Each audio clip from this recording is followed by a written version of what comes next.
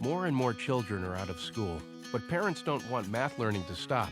They're turning to Mathnasium at home, real-time math instruction tailored to your child's exact educational needs. It's the same face-to-face live instruction used in our centers for over 15 years, now on a computer. Your child can keep their math skills sharp, catch up, or soar ahead, from home or anywhere with an internet connection. To learn if Mathnasium at home is right for your child, visit mathnasium.com/at-home. Mathnasium at home, changing lives through math. Hi everyone, welcome back to Mathnasium Schoolhouse. Today we are looking at angles. So we're going to look at angle relationships, and then as the title suggests, we'll look at angle relationships when it comes to shapes, so 2D shapes that we've explored in prior lessons when we looked at geometric shapes and their properties, as well as area and perimeter and all of that good stuff. Today we'll look at the relationships of their angles, both interior angles, and tomorrow especially we'll focus on exterior angles. So some of you might have already explored some of these relationships in class. Wonderful, fantastic, bring that knowledge with you here. And for those of you for whom this is fairly new, absolutely feel free to follow along. If you find it challenging in some parts, your best bet, as always, is to reach out to your nearest Mathnasium, and we will be more than happy to create a personalized learning plan for you where we can really figure out where it is that you're at in your math learning, and then get you building up your skills from there to really tackle a concept such as this, angle relationships. So you'll see that I kind of combined a bunch of different things that you might have already learned or seen or heard about angles. So hopefully some of them you can help me out with, others you learn something new. And as the title already tells you, today is part 1 of a 2-day series. So tomorrow we'll revisit some of these again and look at some new skills as well. Hello everyone, love to see everyone saying hi. Go ahead and, along with saying hello to everyone joining us here today, share with us your grade level, maybe where you will be at in September. And maybe what you know about angles. I'd love to see where some of you guys are at in terms of what you know. All right. And I did not mention this just yet, but if you go, I'm just trying to see the comments here. If you go onto our Facebook page, you will see the follow along document that you can use alongside the practice problems that I addressed with you today. All right. So I'll be using it with you. And if you want it in front of you as well to fill out, go ahead and do that. And as always, have a sheet of paper and something to write with, and we can get started. Perfect. 8th grade, I'm saying wonderful. This is perfect level for you. 7th grade, awesome. So I see you guys looked at the recommended grade levels, which is perfect. So let's get started. Let me go to my whiteboard here. I'll be going back and forth between my whiteboard and my PDF, that follow along document. Ooh, I see 10th grade. Love it. Love to see some high school students with us today. Perfect. All right, so let's get started with some of the more basic angle relationships that you would have been introduced to when you first started talking about angles in the classroom. And actually, the first discussion might have been something along the lines of using a protractor, measuring angles, looking at acute angles, obtuse angles, right angles. So we'll use some of that knowledge here today.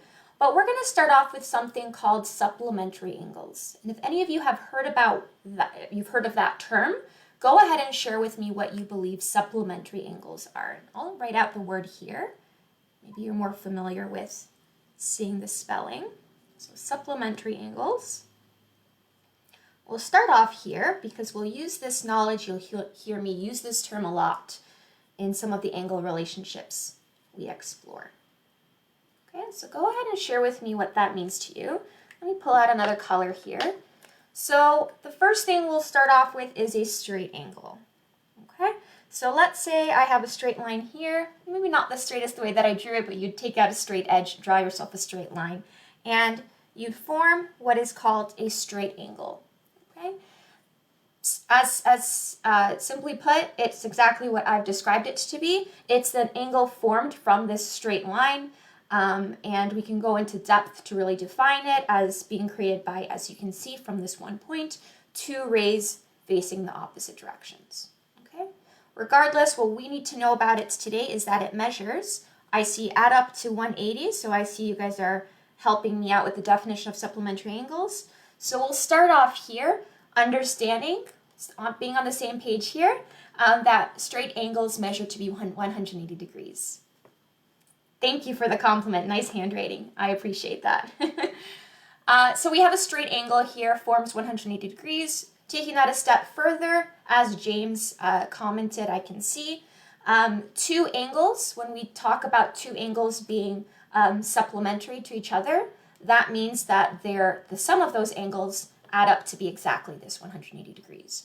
So let's say, let me just remove this here for just a second. Let's say I had, you know what, I'll just use my green here. I don't know, just creating a random ray stemming from this midpoint.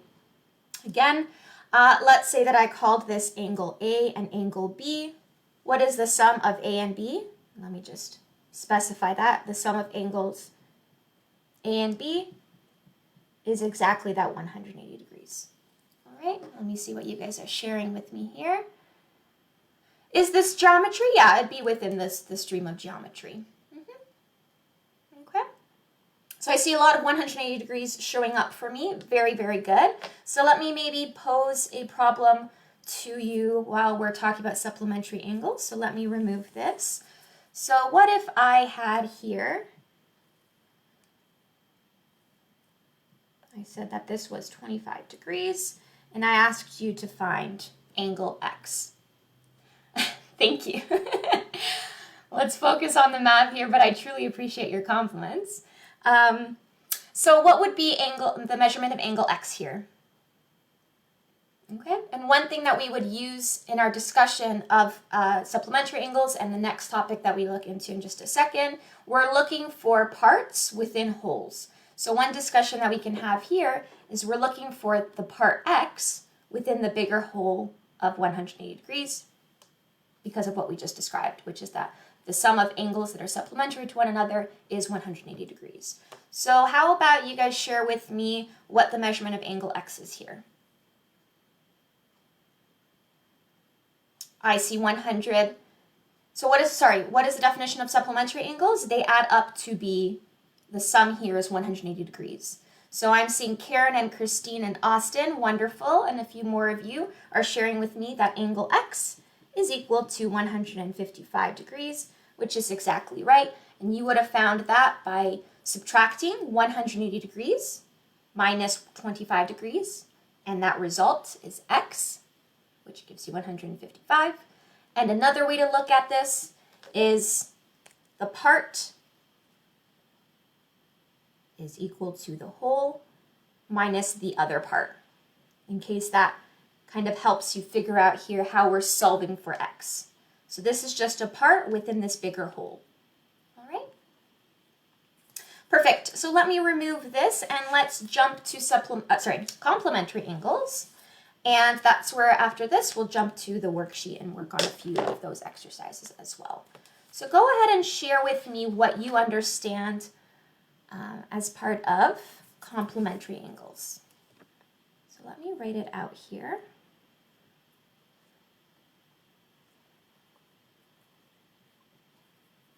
Complementary angles.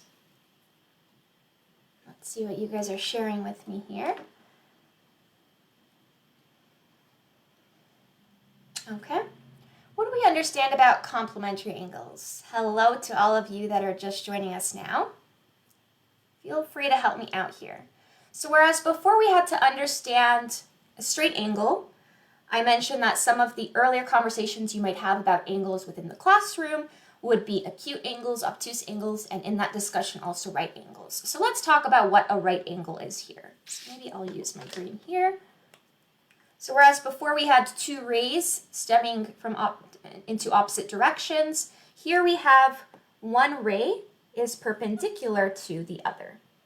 And typically when you see a right angle, you'll see this little square here, denoting that they are in fact perpendicular, which to us also means that they form, and I see you guys are sharing the answer with me, thank you so much, that there's a 90-degree angle between these two rays, which then means if I split this, let's say to two angles, but I can also have 3, 4, and so on.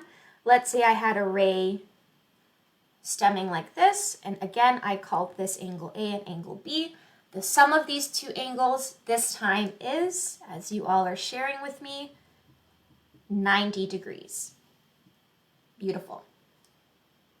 Okay. It's right to give a compliment. I love that. Thank you. Oh, what a great way to put that.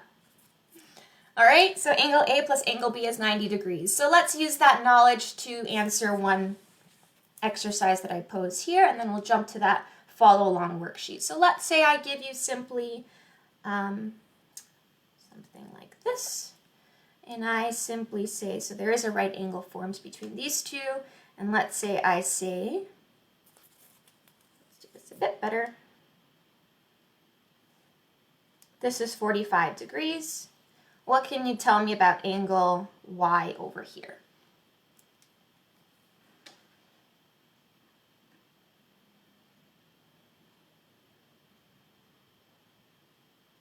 Yeah, if you're just reading the comments to catch up, one more time, complementary angles.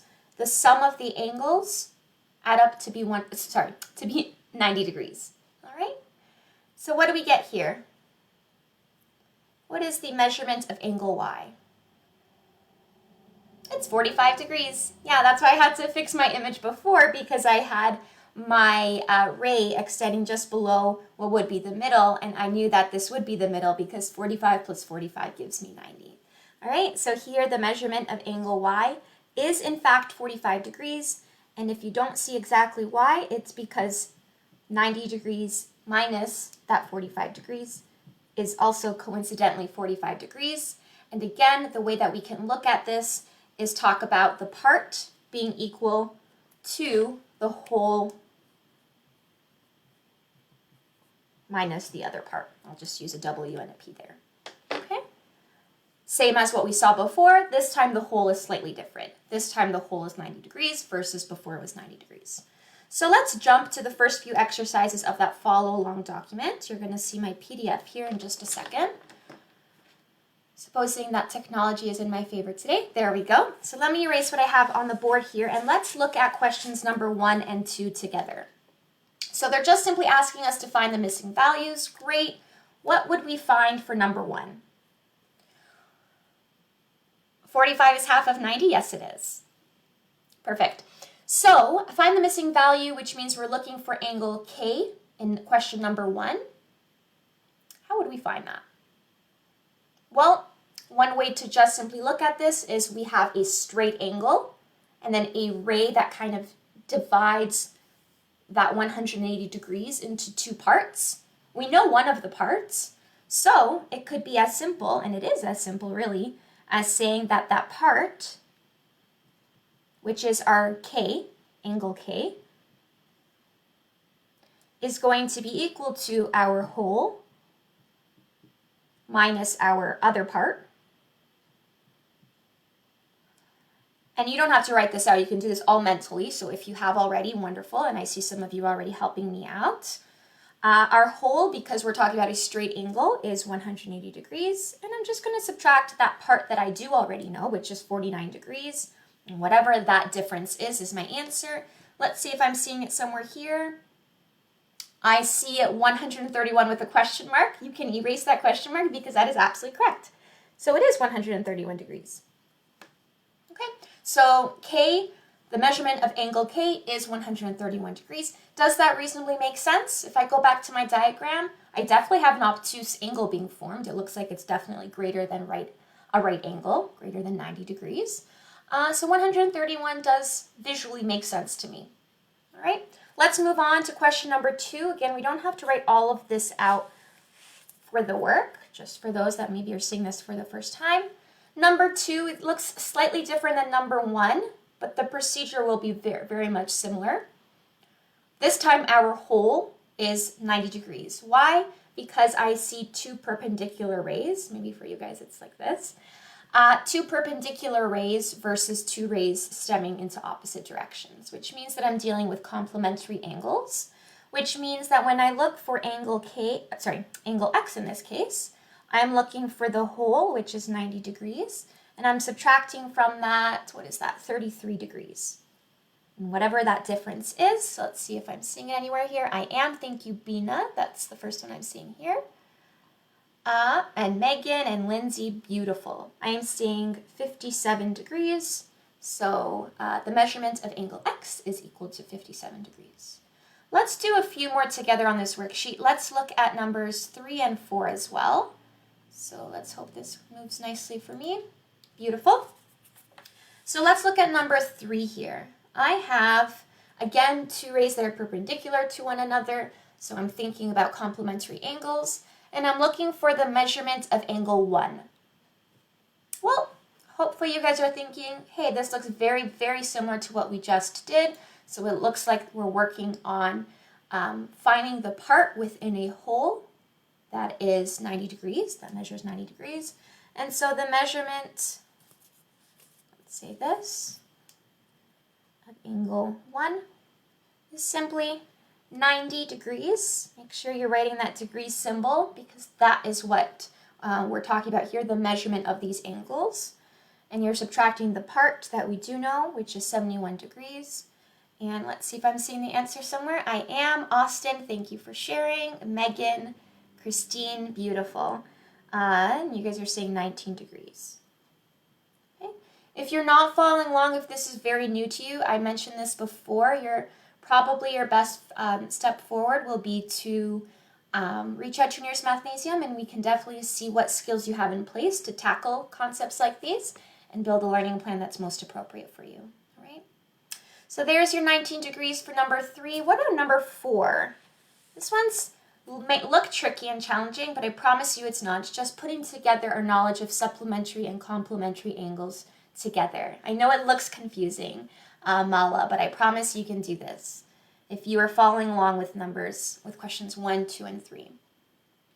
So let's kind of break this down step by step.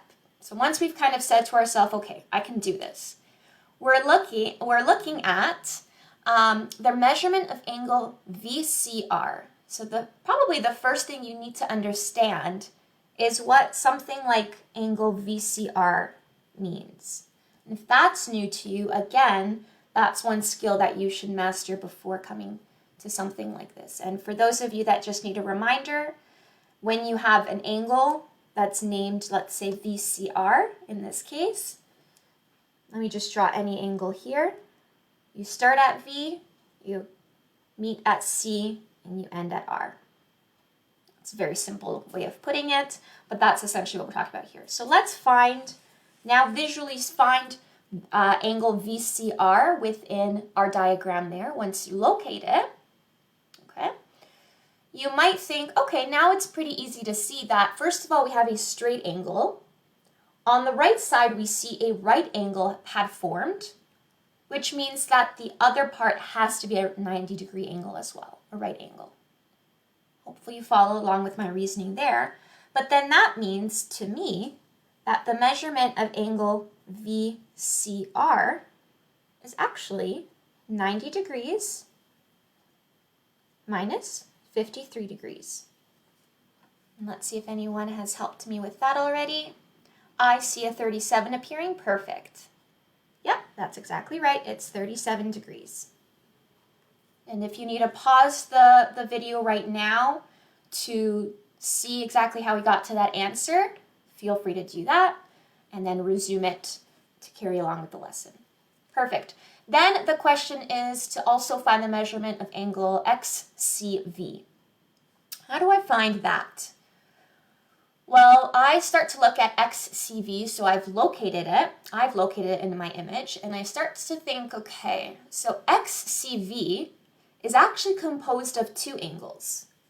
So let me remove this, just to make sure we don't run out of space. So XCV is actually composed of, if you look at it, it'll be the sum of angles XCR and RCV. Okay?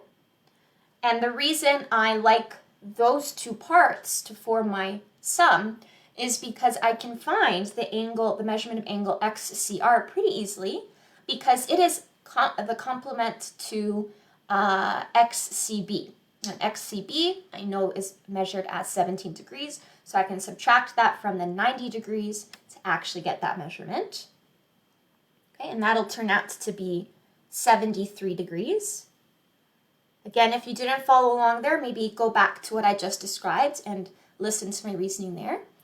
And then I look at the measurement of angle RCV, but that, we've already talked about, is the complementary angle to VCS. On top of that, we've already found it in that previous problem, and we found it to be 37 degrees. So when I add those two, you guys are already 10 steps ahead of me. You told me that the sum is 110. Beautiful. All right? Hopefully you all follow along there. You don't have to write it down if you're following along with what I'm saying. If it's helpful to you, go ahead and do that. Whatever works best for you. We're all different types of learners here. All right? All right, that was numbers 1, 2, 3, and 4. Before we move on to number 5, which let me just show you here what it is, let's briefly talk about what happens when we have two lines that intersect like this. Okay? So what can we say here? And I'll maybe wait to see what you guys say, but let me draw one of these out here. So let's say I have one like this and one like this. I'll just call this line M and this one, sorry, L and then M. And then let me just say, let me call this angle 1, 2, 3, and 4. What relationships, if you've seen this before, or maybe you want to take an educated guess, what relationships can you observe from these 4 angles? What could you tell me? Which ones look like they are similar, possibly equivalent? What can you tell me? Oh, I appreciate that. Thank you. All right. And then we'll use that knowledge to tackle question number 5. Okay. What could we say here? 1 and 3 are equal. Beautiful. I was looking for something like that. Yes, they are vertical angles. Yeah, so we're going to talk about vertical angles in just a second. We can definitely see them here. Before we jump to that, we're going to call something linear pairs. Okay, so we can see here angles 1 and 4 are linear pairs, and 2 and 3 are linear pairs. And what can we say about them? We can say, and I'm just trying to see if any of you, yeah, you're talking about adjacent angles. You're saying 4 and 2 are equal because you guys already know about vertical angles. I love it. Vertical lines, or intersecting lines, I should say. Beautiful. I'm thinking they're all adding up to 180. You're thinking exactly the right thing. Yes, so for linear pairs of angles are supplementary to one another. So I told you that this term would be repeating, and that's exactly right here. So angles 1 and 4 are supplementary to one another. So one more time, that means that when you add the measurements of these two angles, their sum is 180 degrees. You can do the same thing with angles 2 and 3. And then I'm going to jump ahead to what you all are sharing with me. Vertical angles then are those that are opposite to one another, and they are in fact equal to one another, which means we can tackle a few more problems knowing all of that. So let's look at question number 5 here. Okay. So if they're the same, that means we only need to do 2 problems. I love that you just put that together. Yes, exactly. Very good. Before we even tackled the problem, you already started to think about how we can use that knowledge to minimize how much work we have to do. And that's exactly the way a mathematician thinks. So let's look at number 5. Okay? So we're looking at the values of E and F. So the one, I'm going to say tricky, but I don't want that to scare any of us, is that E and F are within expressions of the angles that we need to find. So don't get too scared just yet. We'll do this together. We'll do this together using the knowledge of vertical angles and linear pairs. So where do we want to start off? You might decide to start off by looking at the vertical angles and saying 7E, that measurement, is going to be equal to 56 degrees. I like it. Let's do it. So 7E, because we understand vertical angles, and these are just 2 intersecting lines, has to be equal to 56 degrees. And if you solve that, you're essentially trying to find what do I multiply by 7 to get 56. That's exactly right. It's 8. Okay. And you can confirm that by saying, is 7 times 8, is that measurement equal to 56? Yes, it is. Okay. So there's E. And then you kind of have two different ways you can go, right? Given that we're now looking at linear pairs of angles, which means that they're supplementary to one another, we can look at, let me write this down. We can look at 7f minus 16, that measurement, being equal to, or I should say, plus 7e, that being equal to 180 degrees, and just substitute what e is. But since we know that 7e is also equal to 56, there's no need to do that. Although it would give you the exact same answer, you can just treat it as this. Okay? But just because we're using variables here and expressions here, doesn't mean that we're looking at something way more complex than what we talked about before. We're using our knowledge of vertical angles and linear pairs of angles, understanding which angles are going to be equal to one another, and then solving for expressions. So for those of you that haven't maybe worked with solving expressions just yet, you might need to visit that before tackling these, right? But don't worry if you can't solve for it. The idea is that these are equivalent, so then you try to solve for f. So I'm going to kind of jump ahead. If you do that, you end up finding that f is equal to 20, supposing that Sandra did her math correctly. Okay? And you can double check that. And again, for those of you that maybe need to revisit solving equations, there is a Mathnasium Schoolhouse lesson available on that. And if that's a bit too difficult to follow along with, you are more than welcome, as always, to reach out to your nearest Mathnasium, and we will be more than happy to help you with that. All right? So I'm going to erase that, and let's jump to number 6. So let's make sure this works nicely for us. All right? So let's look at number 6 here. Find the values of G and H. Okay. So we know something about linear pairs of angles. We know something about vertical angles. Let's at least form the equivalent statements, and then the math we can do separately. I'll just provide the answer and you can double check that after. So what do we understand about G and H? Well, we understand that 9g minus 1, so 9 multiplied by g, whatever that number is, subtract 1 from that, plus 100 should be equal to 180 degrees because they are linear pairs of angles, which are supplementary to one another. So we know this. Plus 100. And I probably did not have to write this whole thing because if I know something is being to 100 to get me 180, I know that this something is equal to 80, right? So whichever way you want to put it, G, supposing again that Sandra did her math correctly, should give you 9, which actually I can confirm that very quickly. 9 times 9 is 81, subtract 1 is 80. So, phew, Sandra did that right.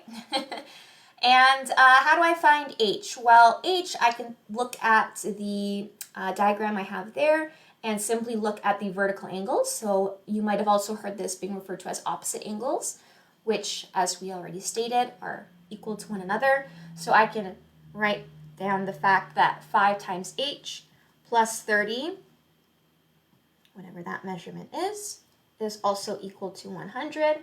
And so either solve algebraically for this variable or play around with numbers to think 5 multiplied by what, then added 30 to that result gives me 100. And that should give you 14. Okay. Let's see if any of you got there. Oops. How did I get 80? Oh, I'm sorry, I didn't see that comment beforehand. I got 80 because I said that 9g minus 1 plus 100 is equal to 180. All right. How did I get 14 here? I see a question mark there. Oh, maybe you're just confirming your answer. Yeah, so we can subtract 30 from 100, get 70, and 70 divided by 5 is my h. Okay? That's a whole different lesson, so if you need to understand and practice more on solving equations, you could definitely revisit that lesson another day. So let's jump ahead to question number 7, 8, and 9 here. Maybe we'll do just a few more and save the rest for tomorrow. So before we look at what we're being asked for in these questions, let's understand what we're dealing with here. Maybe have a discussion here on some terminology that we'll use. So in this case, we're told some additional information. So we don't just have two intersecting lines. We have intersecting lines. I'll just kind of redraw them here. We have line L here. Let's make sure that's in the camera. But then we're also told that M intersects L. So it almost looks like it's a nice horizontal.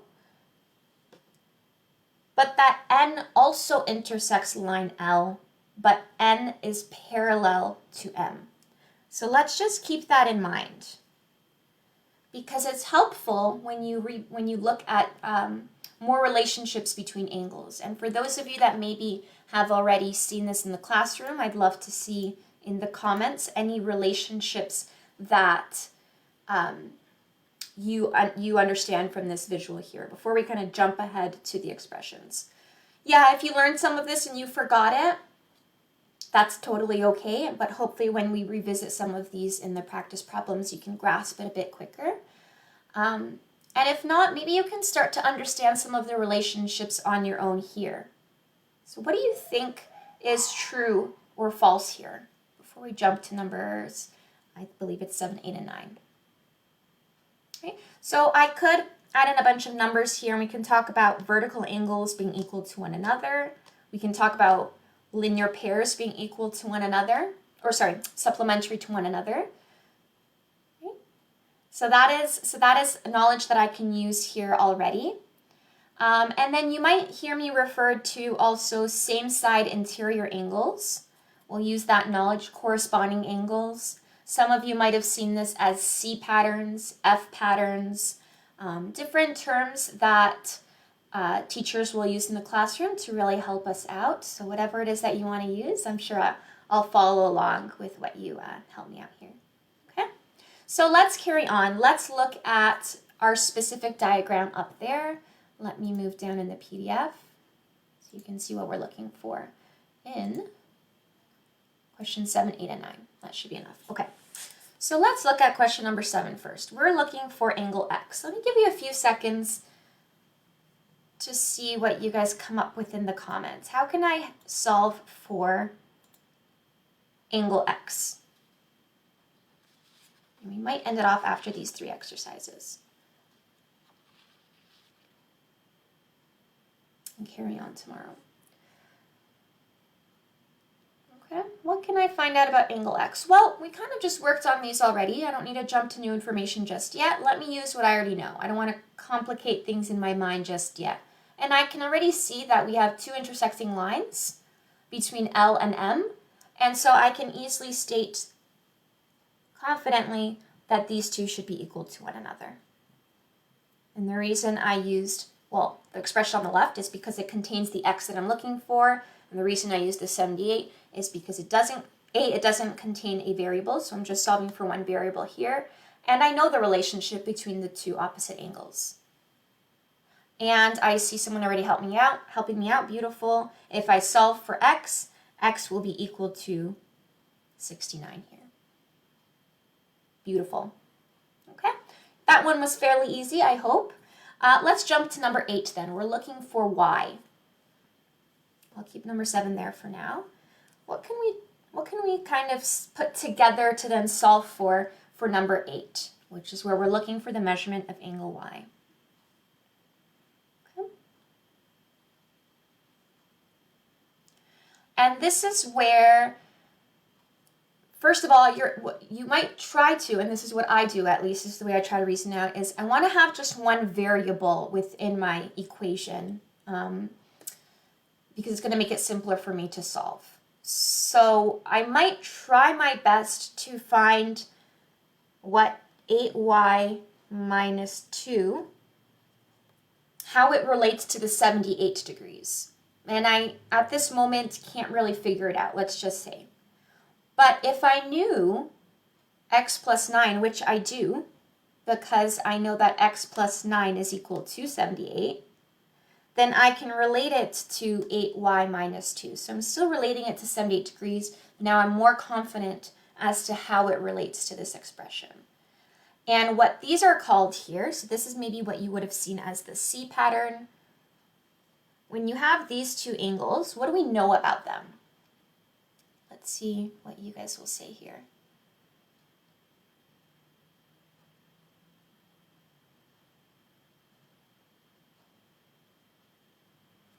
What can we say about these two angles before I give you that answer?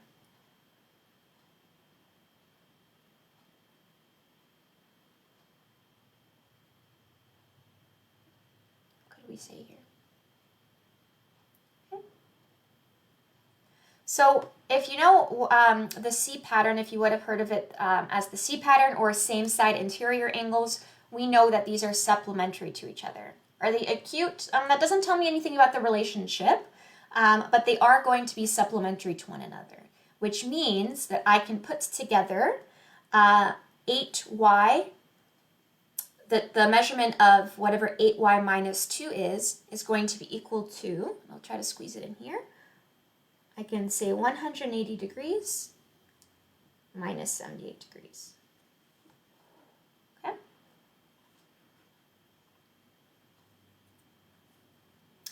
And Nina is saying we know that 8y minus 2 and 2z or 2z have to equal 180 degrees. Okay, we'll use that knowledge in just 1 second to solve for number 9, because once we know what 8y minus 2 is equal to, we can use that to form the two supplementary angles. So when you solve for this, you should get, again, supposing that I did my math correct, you should get that y is equal to 13. And then I'm going to use what Nina said and jump to number 9 here. And Nina said that we kind of have a straight angle on its side, which means that 8y minus 2 plus 2z, 2z is equal to 180 degrees. They are supplementary to one another. And when you solve that, after you plug in, you substitute what we got for y, you should get that this is equal to 39 degrees. All right? And another word for, or another term for, what could we call here? Angle z, angle z, and x plus 9, or sorry, I should say 2 times z, 2 times z, and x plus 9 is corresponding angles. Okay? And you might know about this from class as F patterns. Okay? We just use something different here, which is perfectly fine. Okay? Hopefully you all are following along. Okay? And maybe I will, let's see our next problem here. We have lines T and U are parallel, so how about I leave it there for now, and if you guys can take a look at the follow along document and try out questions 10, 11, and 12 on your own, we can revisit that as the first problem for tomorrow's class. So I challenge you to work on that on your own, bring those answers with you tomorrow when we continue this discussion on angle measurements, or sorry, angle relationships. And I also challenge you to tell me or bring with you 2 pieces of knowledge. So one would be, when I have a triangle, what do all of the angles add up to be? So I needed that piece of information tomorrow. I'm going to rely on you guys to help me. I need that piece of information. And then if I have a rectangle, so let's say a 4-sided shape, let's say then a 5-sided shape, a really poorly drawn 5-sided shape, so a pentagon. Let's see how I can do this. And then let's say a hexagon, and so on. So as I add more sides to my shapes, how many triangles can I fit in there? Okay. And more importantly, what's the least number of triangles I can fit into each of those shapes. Hopefully I worded that correctly. We'll revisit that tomorrow. Please bring those 2 pieces of information with you. I'll rely on you to help me out. Challenge yourself to try out this next problem regarding lines T and U, which are parallel, so it'll be very similar to the problem we just worked on. I'm going to leave it there for today. I hope to see you all tomorrow. If you need to revisit this lesson to make sure you're following along tomorrow, I highly recommend that. There are more problems on that worksheet to try out. I'll have another one for you tomorrow as well. Have a wonderful day, everybody. I can't wait to work on more math tomorrow, right before the weekend. Enjoy your day, smile a lot, and we will see you again tomorrow. Bye-bye. It's afternoons that seem to be the most hectic for us, so it was much more convenient when we found Mathnasium at home. All right, so how do we do half of 5? I think one of the best things about at home is that it really feels like you're almost at home with the student in their house teaching them. I'm in my comfort zone. You can just ask for help and the instructor will come right to you. With Mathnasium at home, I know that they're getting the help that they need. Awesome, great job. Mathnasium, changing lives through math.